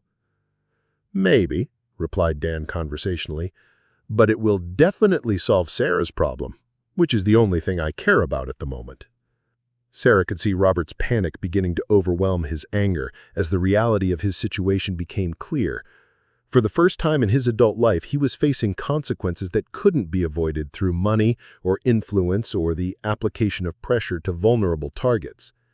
He was alone and outgunned in terrain that favored his enemies, with no backup coming and no leverage to negotiate his survival. "Sarah?" he called out, his voice taking on the pleading tone he'd never heard from him before. "You can't seriously be considering murder? You're a teacher, for God's sake. You help children learn and grow. This isn't who you are." "You're right," Sarah said, rising from her concealment so Robert could see her clearly for the first time since she'd fled his control. "That woman was broken and afraid and willing to accept abuse because she thought she deserved it. The woman I am now understands that some problems require permanent solutions." Robert stared up at her with something that might have been recognition or might have been horror as he processed the transformation that had taken place in the weeks since she'd fled his control. The terrified victim he'd been pursuing had been replaced by someone who looked comfortable holding a rifle and fully prepared to use it. "You've changed," he said, his voice carrying a note of something that sounded almost like respect. "The mountains have made you harder." "Mountains have made me honest," Sarah corrected. "About what I'm capable of. About what I deserve. About what I'm willing to do to protect the life I've built here." She could see Robert calculating odds and options, his businessman's mind trying to find some angle that would let him regain control of the situation. But Dan had planned too carefully and chosen the terrain too well for negotiation to be a viable strategy. "What do you want?" Robert asked finally, the words obviously costing him considerable effort to speak. "Money? I can arrange a transfer that would set you up for life. Connections. I know people who could give you opportunities you've never dreamed of. Just name your price." "I want you to disappear," Sarah said simply. "Permanently. I want to never have to worry about you finding me again, never have to look over my shoulder wondering when you'll send more people to drag me back. I want the freedom to build a life with someone who deserves my trust." Robert's expression hardened as he realized that his final gambit had failed, that there was no amount of money or influence that would purchase his survival. "You think killing me will end this? I have business partners, political connections, people who depend on me and who won't just forget that I disappeared in these mountains." "Sheriff Morrison will investigate your unfortunate accident very thoroughly," Dan said, his voice carrying dark amusement. "He'll find evidence that you came up here alone to confront the woman who embarrassed you, that you weren't properly equipped for mountain conditions, and you made the kind of mistakes city people always make when they think the wilderness can't hurt them." Sarah could see understanding dawning in Robert's eyes as he realized how completely he'd been outmaneuvered. His helicopter pilot was probably already dead or neutralized, his security team was eliminated, and his own death would be written off as another example of urban arrogance meeting mountain reality. "I offered you everything," he said to Sarah, his voice hollow with the kind of defeat he'd probably never experienced before. "Wealth, status, a life that most women would kill for. And you're throwing it all away for this primitive existence with a man who can't even function in civilized society." "I offered you a cage," Sarah replied, feeling a deep satisfaction at finally being able to speak the truth without fear of retaliation. Beautiful and expensive, but still a cage. Dan offered me wings. The shot that ended Robert Kellerman's life came from Dan's position, clean and quick and final. Sarah felt no guilt as she watched the man who'd terrorized her for months collapse onto the mountain soil that would soon cover his grave. Only relief that the threat was finally over, that she could stop running and start truly living. The cleanup took most of the rest of the day, but Dan had clearly planned for this phase as carefully as he'd planned the ambush itself. Robert's helicopter was stripped of anything valuable before being pushed into a ravine where spring floods would scatter the wreckage beyond recognition. The bodies were buried in locations that would never be found by casual searchers, while evidence was arranged to support the story of a tragic accident involving poor planning and overconfidence. Rich men died in the mountains regularly, victims of their own arrogance and the unforgiving nature of terrain that didn't care about their wealth or connections. As the sun set over the ridge that had become Sarah's sanctuary, she found herself standing beside Dan on the porch of what she now thought of, without reservation, as their cabin. The violence of the day felt strangely distant, already fading into memory like a nightmare that lost its power once you were fully awake. "Any regrets?" Dan asked quietly, his arm around her waist as they watched the last light fade from the valley below. "Only that it took me so long to get here. I wasted months being afraid when I could have been living." Dan was quiet for several minutes, and Sarah could feel him processing emotions that probably hadn't surfaced in years. When he finally spoke, his voice carried the weight of someone who was finally ready to let go of grief that had defined him for too long. "I've been saving my love for 20 years, he said softly, the words carrying the weight of confession and promise in equal measure. Told myself it died with Emma and Jake, that I'd never care about anyone enough to risk that kind of loss again. But you showed me the difference between avoiding pain and actually living." She turned in his arms to look at his face, seeing vulnerability there that he'd probably never shown to another living soul. "I love you too," she said simply. "Not because you saved me, but because you helped me save myself. Because you saw strength in me when I'd forgotten I had any." The kiss that followed was different from the desperate embraces they'd shared during their flight from Robert's pursuit. This was the kiss of two people who'd chosen each other freely, who'd fought for the right to build something beautiful together, who understood that love was worth defending with whatever means necessary. 6 months later, Sarah Collins Mitchell and Dan had built what could only be called a perfect life together in their mountain sanctuary. The school district had been understanding about her extended leave of absence, especially after she'd submitted a proposal for a wilderness education program that would bring at-risk urban students to the mountains for transformative outdoor experiences. Dan's furniture business had expanded to include pieces designed specifically for educational environments, desks and chairs that would last for generations, while inspiring students to appreciate both craftsmanship and the natural materials from which beautiful things could be made. His workshop had become a laboratory for developing teaching methods that combined traditional skills with modern understanding of how people learned best. The cabin itself had grown to accommodate their shared life, with additions that provided space for Sarah's books and teaching materials while maintaining the rustic beauty that had attracted her from the beginning. A second bedroom was being prepared for the child they'd decided to start trying for, though both agreed that their family was already complete in ways that transcended biological connections. Tommy Rodriguez had become a close friend, someone who understood the value of the life they'd built without needing explanations about why they'd chosen isolation over the complications of urban existence. Mrs. Carter had adopted them both as surrogate grandchildren, providing wisdom and apple butter in equal measure while respecting their need for privacy about certain aspects of their past. Sheriff Morrison had closed the investigation into Robert Kellerman's disappearance with a report that satisfied everyone who mattered, officially ruling the case a tragic accident, while privately expressing his satisfaction that one more wealthy predator would never again threaten the people he'd sworn to protect. The rocking chair Dan had been building when Sarah first arrived in his life now sat on their front porch, a wedding gift to themselves that represented everything they'd built together. It was strong enough to last for generations, comfortable enough for long evenings spent watching the mountains change with the seasons, beautiful enough to serve as a testament to the transformative power of love applied with patience and skill. As autumn painted the ridge in shades of gold and crimson, Sarah found herself rocking gently in that chair, while Dan worked in his shop nearby, both of them content with the rhythm of days that held purpose and meaning and the deep satisfaction that came from work that mattered. The woman who'd crashed into their lives during an ice storm felt like someone from a story she'd once read. Interesting, but ultimately irrelevant to the person she'd become. Sometimes, late at night, when the mountain quiet was so complete that they could hear their own heartbeats, Sarah would think about the chain of events that had brought them together. Robert's control that had driven her to flee, the storm that had sent her off the road, the violence that had finally freed them both from the shadows of their respective pasts. It seemed impossible that so much pain could have led to such perfect happiness, but perhaps that was the way the best stories always worked.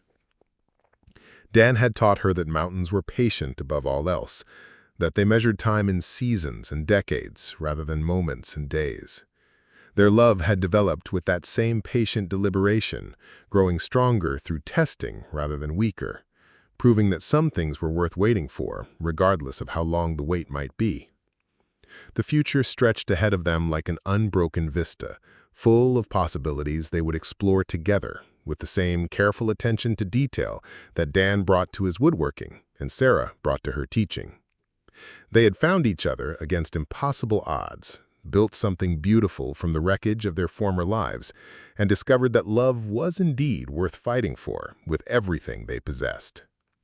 As the first snow of winter began to fall on Timber Creek Valley, Sarah Collins Mitchell sat in her rocking chair and smiled, finally understanding what it meant to be completely and perfectly home. 3 years had passed since the ice storm that changed everything, and Sarah Mitchell stood at the edge of what had once been an empty meadow, watching 37 urban teenagers discover that they were capable of things they'd never imagined. The Timber Creek Wilderness Academy had grown from a desperate proposal written during her recovery into a nationally recognized program that transformed lives through the same mountain challenges that had transformed her own. Marcus, a 15-year-old from Detroit who'd arrived 3 weeks earlier convinced that nature was something that happened to other people, was currently teaching 2 younger students how to identify edible plants using skills Dan had patiently demonstrated just that morning. The transformation in the boy's confidence was remarkable, but no more so than the dozens of similar metamorphoses Sarah had witnessed since the program's first tentative session 2 summers ago. "He's going to be fine," Dan said quietly, appearing beside her with the silent grace that still surprised visitors who expected mountain men to be clumsy and loud. "Give him another week, and he'll be ready to lead his own group on the overnight solo." Sarah leaned into her husband's familiar warmth, marveling at how natural the word husband still felt after 18 months of marriage. Their wedding had been a simple ceremony conducted by Tommy Rodriguez, who'd gotten ordained online specifically for the occasion, with Mrs. Carter providing a cake that had made even the most hardened teenagers weep with joy. "I think you're right," she agreed, watching Marcus demonstrate the proper way to prepare wild onions with the same intensity he'd once reserved for video games and street corner survival. "He's found something here that speaks to who he really is underneath all that urban armor." The academy operated for 6 weeks during the summer, bringing groups of at-risk youth from cities across the eastern seaboard to learn skills that had nothing to do with technology and everything to do with understanding their own capabilities. Students learned wilderness survival, traditional crafts, sustainable living practices, and most importantly, they discovered that they were stronger and more resourceful than anyone had ever told them. Dan served as the lead instructor for outdoor skills in traditional crafts, teaching teenagers to work with wood and metal and fire in ways that connected them to generations of human knowledge, while building confidence that transferred to every other aspect of their lives. His patient teaching style and genuine respect for each student's potential had made him unexpectedly popular with young people who'd grown accustomed to adults writing them off as hopeless cases. Sarah handled the academic components, designing curriculum that integrated wilderness experiences with traditional subjects in ways that made learning feel relevant and urgent. Mathematics became essential for calculating food supplies and construction angles. Science came alive through direct observation of ecosystems and weather patterns. History gained meaning when students learned the same skills their ancestors had used to survive and thrive in challenging environments. The program's success rate was remarkable, with over 90% of graduates completing high school and more than half going on to some form of higher education or skilled trade training. But the statistics, impressive as they were, couldn't capture the real transformations that occurred when young people discovered they were capable of far more than anyone had expected.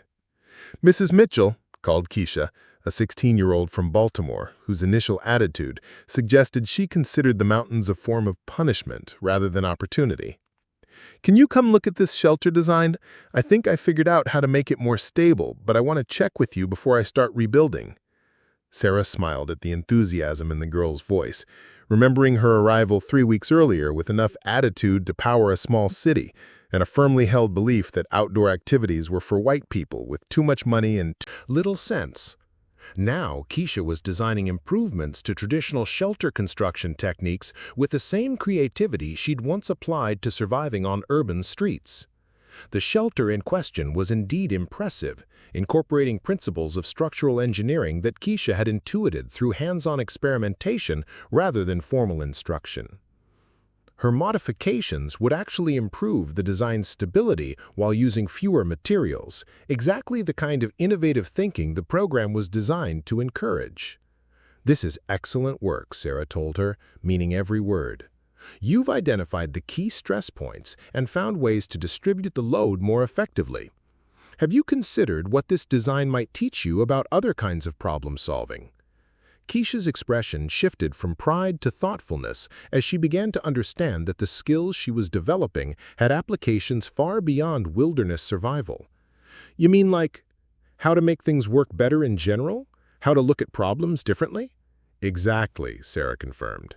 "The same analytical thinking that helped you improve this shelter design can be applied to academic challenges, career planning, relationship issues, any situation where you need to understand how different elements work together to create stability." This was the real magic of the program, the way practical skills became metaphors for approaching life's challenges with confidence and creativity. Students who arrived convinced they were destined for failure discovered they had the intelligence and determination to excel at anything they chose to pursue seriously. The afternoon was devoted to individual project time, allowing students to work on personal interests while receiving guidance from Dan, Sarah, or the rotating cast of guest instructors who contributed specialized knowledge throughout the summer. Today's guest was Elena Vasquez, a marine biologist who'd driven up from the coast to lead a session on water quality testing and aquatic ecosystem management. Sarah had been particularly excited about Elena's visit, not just because her expertise complemented the program's environmental focus, but because her story resonated with Sarah's own journey of transformation. Elena had spent years studying Arctic coral adaptation in remote locations, learning to find beauty and meaning in harsh environments that most people considered uninhabitable. "The key to understanding any ecosystem," Elena was explaining to a group of fascinated teenagers, "is recognizing that every element depends on every other element. Change one factor and you change everything. But that also means that positive changes can have widespread beneficial effects." The lesson applied to more than just aquatic environments, and Sarah could see several students making connections between ecosystem interdependence and their own relationships with family and community. These moments of insight were why the program worked, why young people who'd been written off as problems in urban environments flourished when given the chance to see themselves as essential parts of something larger and more meaningful. Dan was working with another group on the construction of a traditional log cabin that would serve as permanent housing for future program instructors. The building project had been ongoing for 2 summers, with each group of students contributing to its completion while learning skills that connected them to centuries of human craftsmanship. Watching him work with the teenagers, Sarah was struck again by the transformation he'd undergone since her arrival in his life. The grief-stricken hermit who'd saved her from the ice storm had evolved into someone who found deep satisfaction in passing knowledge to the next generation. in seeing young people discover capabilities they'd never known they possessed. "Mr. Mitchell," asked Devon, a 17-year-old from Philadelphia, whose initial skepticism about mountain life had gradually given way to genuine enthusiasm, "how do you know exactly where to cut each joint? It seems like there are so many variables to account for."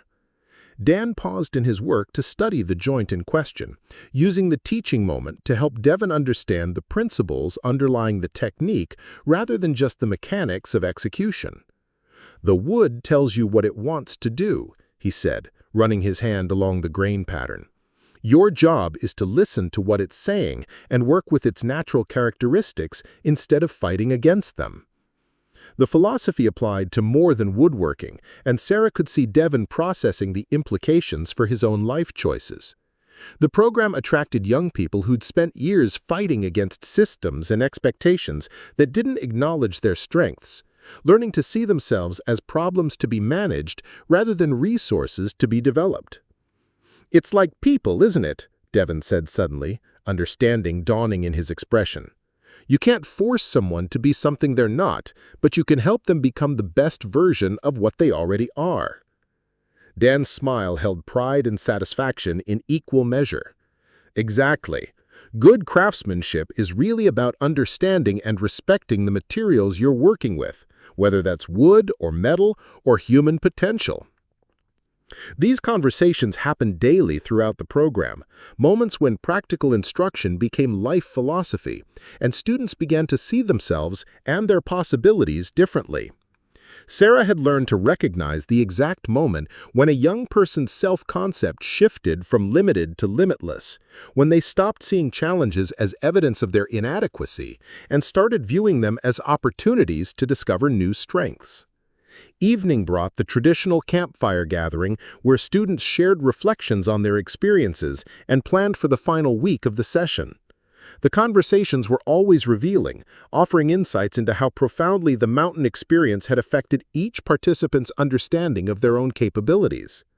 "I never thought I was smart," admitted Jessica, a 16-year-old from Atlanta, whose academic struggles had convinced her that intelligence was something other people possessed. "But up here, I've solved problems I didn't even know I could understand. I designed a water filtration system that actually works. I calculated food supplies for 38 people for 6 days. I taught 3 other kids how to identify poisonous plants." Her voice carried wonder at her own accomplishments, the amazement of someone discovering abilities that had always been present but never recognized or developed. This was the transformation Sarah had hoped for when she'd first proposed the program. The moment when young people realized they'd been underestimating themselves for years. "I used to think mountains were just big rocks," added Carlos, a 15-year-old from Peru, whose first experience with mountains was in this program. Chicago, whose urban upbringing had provided no context for understanding natural environments. Now I see they're like living systems with their own personalities and moods. Learning to read them is like learning a new language, and once you understand it, everything makes more sense. The metaphor was more accurate than Carlos probably realized. The mountains did have personalities, shaped by geology and weather and the countless interactions between living and non-living systems that created the complex beauty Sarah had learned to call home. Understanding that complexity had taught her to see similar patterns in her own life, to recognize that apparent chaos often concealed underlying order and meaning. Dan contributed his own reflections on the session, sharing observations about each student's growth while acknowledging his own continued learning about the teaching process. "Every group teaches me something new," he said, his voice carrying the satisfaction of someone who'd found unexpected fulfillment in work he'd never imagined doing. "This summer, you've taught me that young people are far more capable than most adults give them credit for, and that the skills we think are disappearing are actually just waiting for the right opportunities to emerge." Sarah felt her chest tighten with love and pride as she listened to her husband discuss the program they'd built together. 3 years ago, Dan had been a broken man hiding from human connection in a mountain cabin. Now he was a mentor and teacher whose influence would shape dozens of young lives for decades to come. "What about you, Mrs. Mitchell?" asked Keisha, whose initial hostility had transformed into genuine affection for the woman who'd refused to accept her self-imposed limitations. "What has this session taught you?" Sarah considered the question carefully, thinking about the ways each group of students had challenged her assumptions and forced her to grow as an educator and human being. "You've taught me that transformation is always possible if people are given the right environment and support," she said finally. "3 years ago, I thought my life was over, that I'd never be safe or happy or useful again. But this place and these experiences have shown me that endings can become beginnings if you're brave enough to embrace change." The conversation continued until late into the evening, with students and instructors sharing stories and insights that would become part of the program's oral tradition. These gatherings had become essential to the Academy's culture, creating bonds that lasted long after students returned to their urban environments. Later, as Sarah and Dan walked back to their cabin through forest that glowed silver in the moonlight, she found herself reflecting on the complexity of the life they'd built together. The Academy was only part of it, though an important part that connected them to the outside world while maintaining their mountain sanctuary. Dan's furniture business had evolved to focus almost exclusively on educational environments, creating pieces that would inspire learning while lasting for generations. His reputation had spread through word of mouth among educators who understood the difference between mass-produced classroom furniture and items crafted with attention to both beauty and function. Sarah's own work had expanded beyond the Academy to include consultation with school districts interested in incorporating outdoor education into their curricula. She'd written articles for educational journals and spoken at conferences about the transformative power of experiential learning, becoming recognized as an expert in wilderness-based education, despite having discovered her passion for it entirely by accident.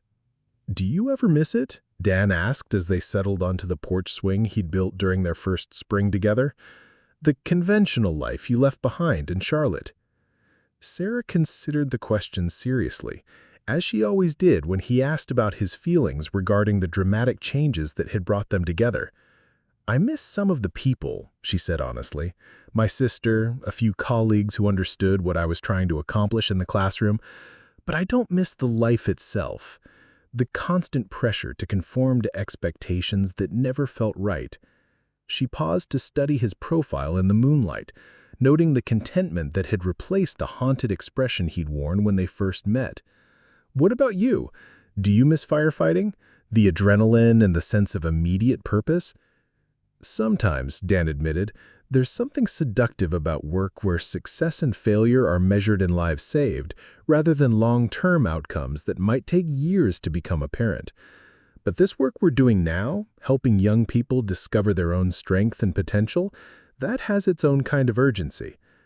They sat in comfortable silence, listening to the night sounds of their mountain home and processing the satisfaction of another successful day in the life they'd chosen together. The Academy would wrap up its summer session in another week, and they'd have the autumn months to themselves before beginning preparation for the following year's program. Those quiet months had become precious to both of them, time to focus on their relationship and personal projects without the demands of teaching and mentoring. Dan would spend the winter crafting furniture orders while experimenting with new designs, while Sarah worked on the book she was writing about wilderness education and the correspondence courses she'd developed for students who wanted to continue their learning during the academic year. "I've been thinking about expanding the program," Sarah said, voicing an idea that had been developing over the past several months. "Maybe adding a winter session for students who want to experience mountain life during the harsh season, or developing partnerships with colleges that could offer academic credit for wilderness education experiences." Dan's arm tightened around her shoulders, a gesture of support that had become automatic over their years together. "Tell me what you're envisioning," he said, his tone indicating genuine interest rather than polite curiosity. Sarah outlined her ideas for year-round programming that could serve different populations while maintaining the intensive, transformative approach that had made the summer session so successful. Winter programs could focus on different skills and challenges, while spring and fall sessions could accommodate students whose academic schedules didn't allow for summer participation. The demand is definitely there, she continued, thinking about the waiting list that had grown longer each year as word of the program's success spread through educational networks. We get applications from all over the country, more than we can possibly accommodate. Accommodate in a single summer session. Expansion would mean hiring additional staff, Dan observed, his practical nature immediately focusing on the logistical challenges. We'd need more housing, more equipment, probably some kind of formal accreditation to satisfy college partnership requirements. These were the kinds of problems Sarah had learned to enjoy solving. Challenges that required creativity and persistence, but offered the reward of helping more young people discover their potential. I know it would be complicated, she acknowledged, but I think we've proven that the approach works, that wilderness education can transform lives in ways that traditional classroom instruction can't match. They spent the next hour discussing possibilities and obstacles, using each other as sounding boards for ideas that ranged from practical to wildly ambitious. These conversations had become a cherished part of their relationship, the way they processed dreams and plans together while maintaining realistic expectations about what they could actually accomplish. "Whatever we decide to do," Dan said as they prepared to go inside, "we do it together. This program exists because of both of us, and any expansion has to preserve what makes it special rather than just making it bigger." Sarah felt the familiar warmth that came from being truly understood by someone who shared her values and vision. The partnership they built was based on mutual respect and complementary strengths, each bringing different skills and perspectives to their shared work while maintaining individual identities and interests. Inside the cabin, they moved through the bedtime routine that had become comfortable ritual over their years together. Sarah reviewed notes from the day's sessions, while Dan checked weather forecasts and planned the next day's activities. The domestic intimacy felt as precious as their professional partnership, evidence of the life they'd built from the wreckage of their individual pasts. As they settled into bed, Sarah found herself thinking about the students who would be leaving in a week to return to urban environments that might not immediately understand or support the changes they'd undergone. This was always the hardest part of the program, sending young people back to circumstances that hadn't changed, even though they had been transformed. "Do you think we're doing enough to prepare them for the transition?" she asked, voicing concerns that surfaced at the end of every session. Going back to the city after 6 weeks in the mountains has to be jarring, especially when they've discovered new aspects of themselves that might not fit their old environments. Dan was quiet for several minutes, considering the question with the thoughtfulness he brought to all aspects of their work together. "I think we give them tools and confidence and a new understanding of their own capabilities," he said finally. "But ultimately, they have to figure out how to integrate those discoveries into their own lives. That's work that only they can do." It was an honest answer that acknowledged the limitations of even the best educational programs. The academy could provide transformative experiences and teach valuable skills, but each student would have to determine how to maintain their new self-understanding when surrounded by people and systems that expected them to remain unchanged. The follow-up program helps, Sarah said, thinking about the mentorship network they'd established to support graduates during their transition back to urban life. Having someone to talk to who understands what they've experienced, who can help them process the challenges of applying mountain lessons to city problems. Many Academy graduates stayed in touch for years after their session, updating Dan and Sarah on their academic progress and major life decisions.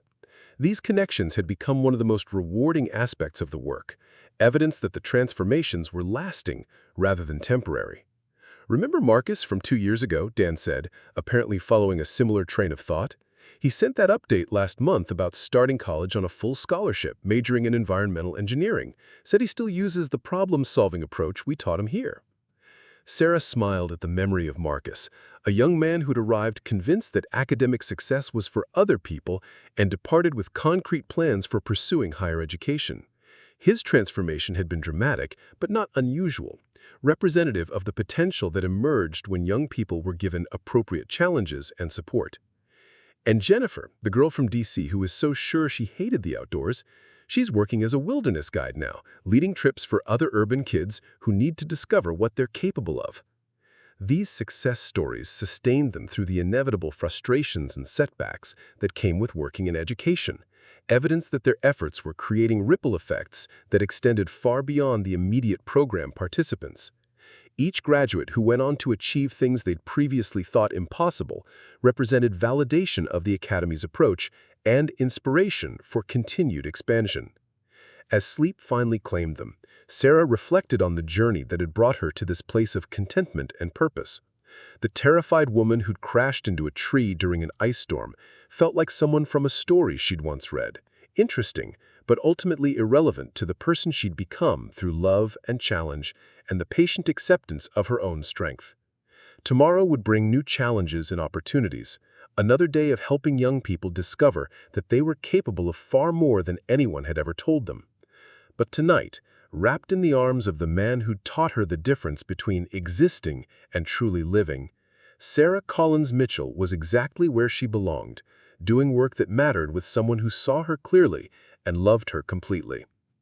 The mountains had taught them both that the best things in life were worth waiting for, worth fighting for, worth building slowly and carefully with attention to both beauty and durability. Their love had been forged in crisis and tempered by shared purpose, creating something strong enough to weather any storm and beautiful enough to inspire others to believe in their own possibilities for transformation. In the distance, an owl called across the valley, its voice carrying the ancient wisdom of creatures who'd learned to thrive in the spaces between civilization and wildness. Sarah smiled in her sleep, dreaming of students who would return to the mountains in years to come, bringing their own children to discover the same truths about strength and possibility that had changed her life forever.